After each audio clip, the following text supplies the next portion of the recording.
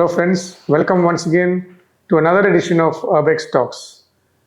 Today we introduce Captain Anirudh, who is a CPL holder and part of URBX Academy as an instructor. We will slowly go through his personal journey of how he has become a pilot. Welcome Anirudh to this edition of URBX Talks. So Anirudh, tell me, you have had a great journey and become a CPL holder now. But tell me about your childhood. How did you get into the dream of becoming a pilot? When did it start? So my fascination with the aviation world began right when I was a young boy speaking to my grandfather. He was a navigator in the Indian Air Force, and thereafter he moved on to Air India's Boeing 707. So the more I spoke to him, the more curious I became about the aviation world. But one thing I noticed was that he was a navigator and not a pilot. So when I asked him why he couldn't become a pilot, he said back when he was training with the Air Force, he could never get his landings right. And out of frustration, he told his instructor that he'd rather become a navigator. So that is where the seed of wanting to become a pilot, that challenge of being the first pilot in my family came from. So your association with your grandfather, did you see him in uniform? Was that an inspiration to see that someone in uniform? And also, like Air Force, joining the Air Force, you said. So that was an inspiration to become a pilot. Was that an inspiration to become a pilot? It was more along the lines of just speaking to him, because by the time I came into this world and I got to know him, he was long retired. Okay. So it was more about him telling me about his old journeys, the different countries he's traveled to, the experiences that he's had, and entirely the profession of being an aviator. So that encapsulated what I wanted out of my professional life as well. So that was where it began. So I understand then you went on and you got your graduation, and that is when you joined the NCC. Yep. Right? Was NCC anyway related to your joining the Indian Air Force or the military, for the aviation purposes? When it came to the NCC, I was looking for more of a wholesome experience when it came to the armed forces. So my option was to join the naval wing of the National Cadet Corps, because back when I was in college, that was advertised as the most difficult one. Although I'm sure they're all equal in their own ways. So when I went through this journey of being a cadet in the National Cadet Corps, it re-emphasized a lot of what I wanted to stand for, which meant a professional life where discipline is at the highest priority, where your role is very well defined.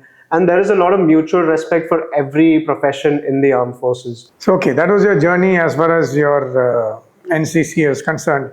Now, coming to the flying aspect, right? That is where I understand that you did want to join the Air Force, but because of a medical condition, you couldn't join the Air Force because they're much more stringent. So now, when did you start thinking of becoming a commercial pilot, and where did you get the guidance as to how to become a commercial pilot? So since becoming an Air Force pilot was out of question, my next best option was becoming a commercial pilot. So it was a pretty organic transition.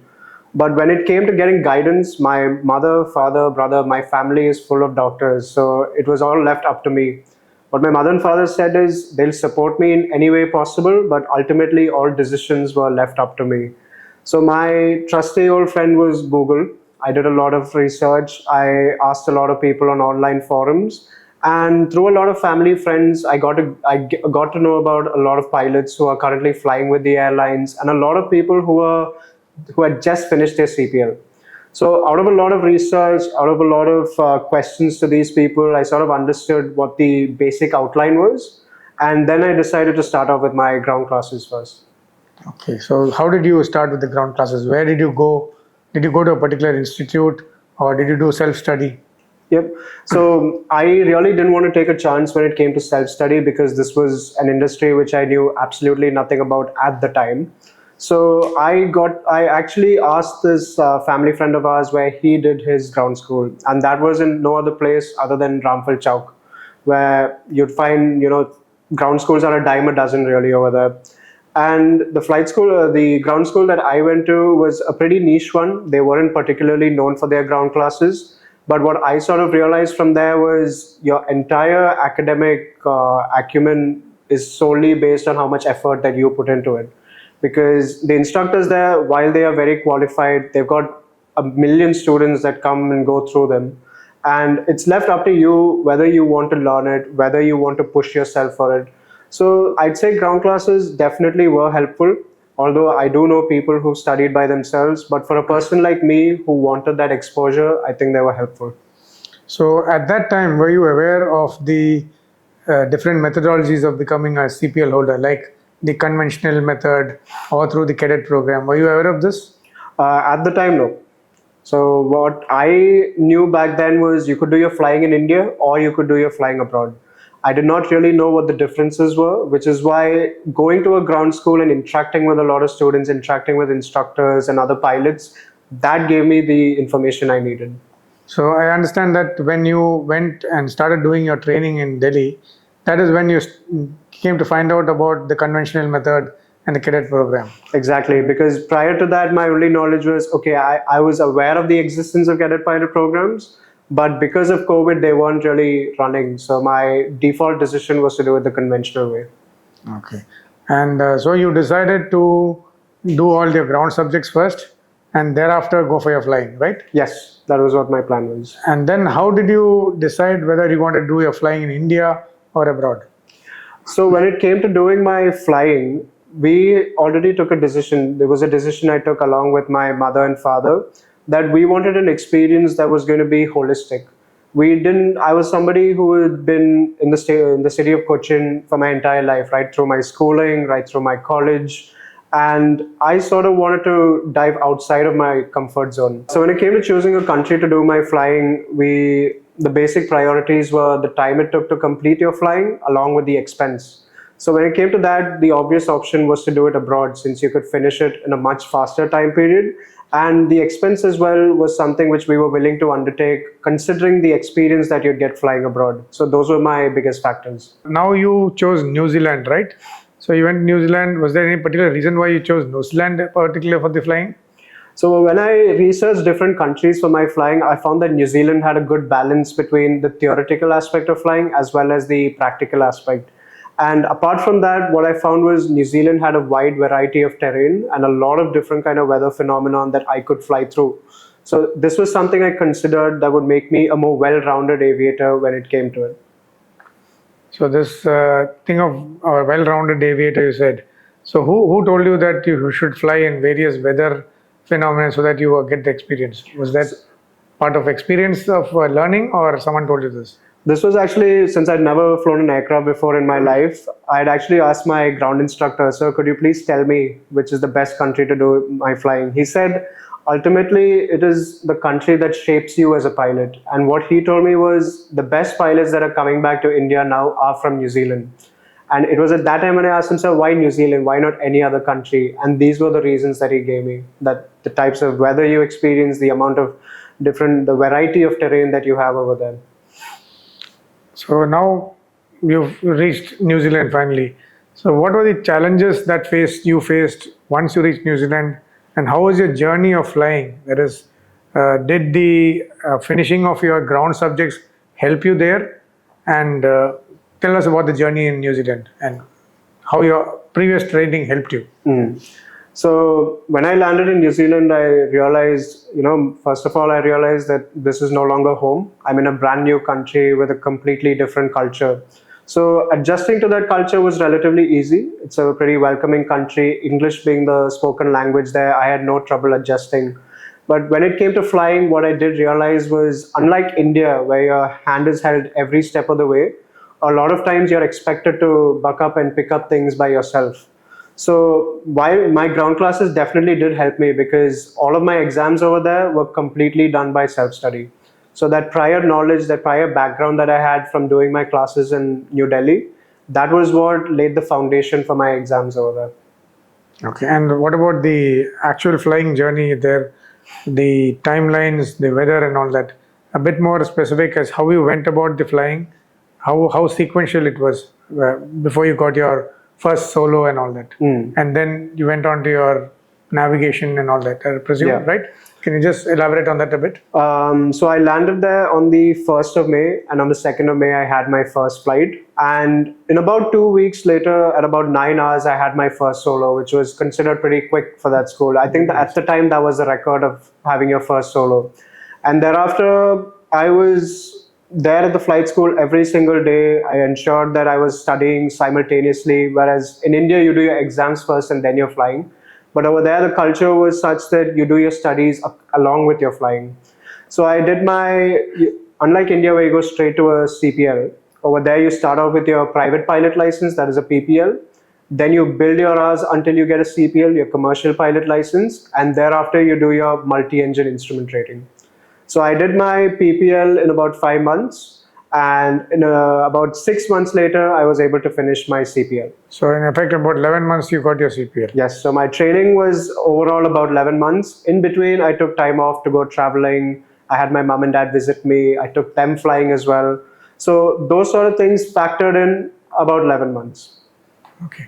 So when you came back to India, have you flown in India, by the way, as a pilot? Yeah, actually, it's quite important that we fly in India, because once you do have your foreign commercial pilot license, you need to convert it to the Indian one. So I did about 7 hours worth of flying in India. So which part of India did you do it? I did my single engine conversion in Salem, which is in Tamil Nadu, and I did my multi-engine conversion in Dhule, in Maharashtra. Okay, so how was the experience of flying in New Zealand, then coming back to India and flying? So the biggest difference I noticed between flying in New Zealand and flying in India were the extra formalities that came with flying in India. For example, in New Zealand, it was as simple as showing up in the morning, speaking to your chief instructor, you do your pre-flight, you file your flight plan, and off you go. Whereas in India, on a more safety conscious aspect, you had to do a breath analyzer. There were different types of clearances that you had to receive. You had to clear everything with your instructor. So I believe that way there is a lot of onus of responsibility that's placed on you in New Zealand, whereas in India, it is a part of the system. Yeah, so I understand, because I think your clearances you're talking about is the air defense clearance. Not. Yes, you understand India has got a security situation which requires such a thing, maybe. Good. So that's a very nice thought process. So now you have cleared your CPL, right? You got your go ahead and got your type rating also? Yes, I was type rated on the Airbus A320. So where did you do that aspect of the Airbus 320 flying? So again, when it comes to type rating training organizations, they're a dime a dozen. So it again came to me doing a lot of research, and I finally found a training center in Jakarta, which is in Indonesia. Okay.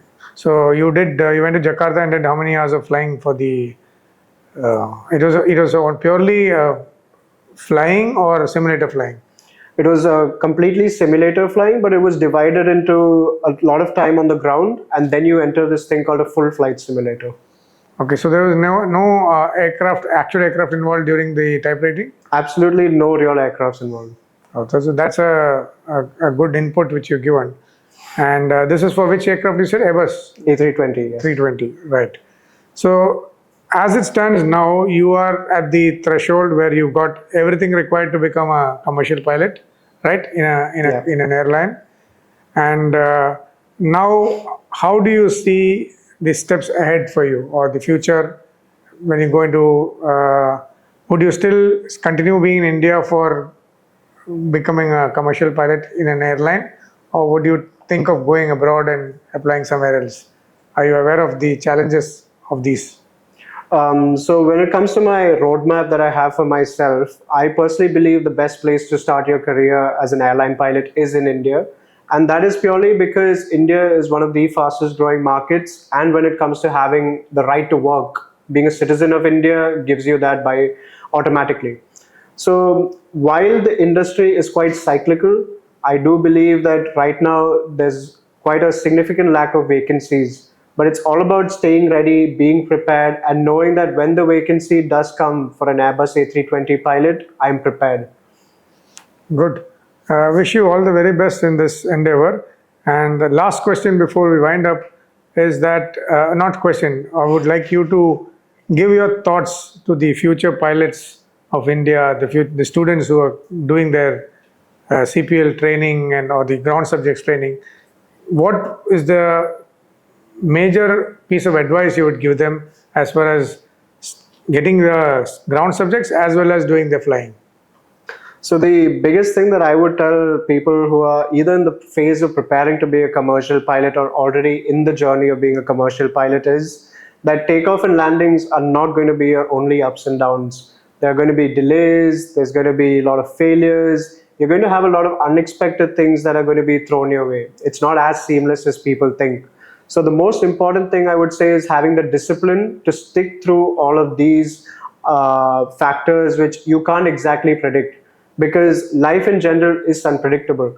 And the only way I personally believe you can get through that is by believing in yourself and having that goal in your mind all the time. And finally, if you have the vision to see it and you're willing to work and get that vision into reality, nothing is going to stop you. Okay, thank you very much, Anirudh, and I wish you all the very best for your future. Thank you, sir. Friends, we've just talked to Anirudh, who is just 23 years old, and he's, I think, a role model for all of you out there who are trying to get your CPL. How he, on his own, took a journey. There are agencies which help you in all these aspects. Take all the advice you can get. Talk to people, talk to experienced people. Go ahead in your journey and touch the sky with glory. Wish you all the very best. Thank you once again. Thank you, sir.